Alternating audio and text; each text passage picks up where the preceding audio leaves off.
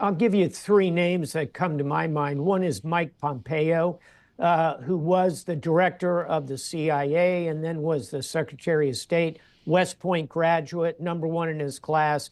He could help. Number two, the last national security advisor, former Ambassador Robert O'Brien, very well grounded, steady.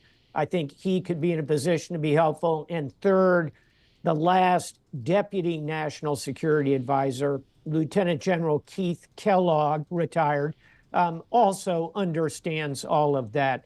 Those are names that I'm actively seeing under consideration in a Trump administration.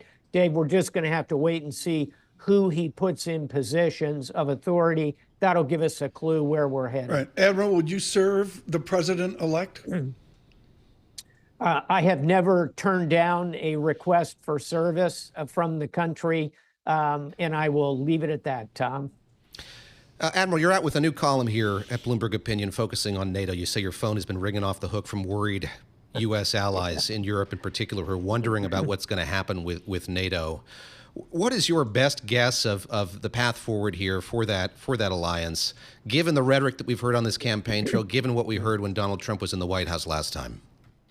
One of my European colleagues called me and said, are these the last days of NATO? The short answer is, I don't think so. I think it's highly unlikely a Trump administration would simply pull out of the alliance. But it's going to get uncomfortable over two issues. One is defense spending. The Europeans are going to have to continue to raise their defense spending well above, I think, 2% of gross domestic product, maybe 2.5 or even 3%. That gets into the zip code of the United States and our spending.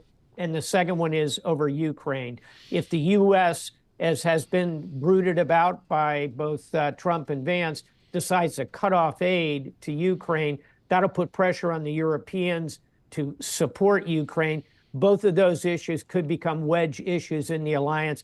Final thought, Dave, I think that we'll be okay here. We'll work through those challenges, but it's going to be bumpy times in Brussels. What is your perspective on what happens with Ukraine? It seems like the president-elect is so hell-bent on ending this with some kind of settlement, maybe before Ukraine wants to have this conflict ended. Is that a foregone conclusion now? And as we talk about the relationship between the U.S. and European nations, do you foresee a moment when, if that's what a President Donald Trump is advocating for, Europe says we're going to go this alone, we have to continue to support the Ukrainian cause?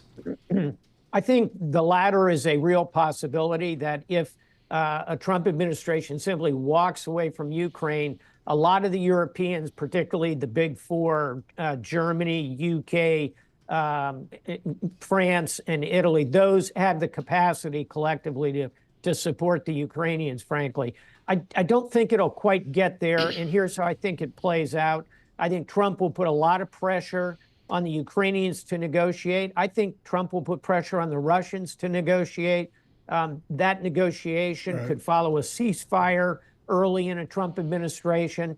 How would it come out? I think the Russians probably would end up with Crimea, 4 provinces of Donbass, about 20% of Ukraine. They're in it now. It's going to be hard to get them out militarily. The rest of Ukraine, the other 80%, I think sails on free, democratic, and eventually has a path to NATO.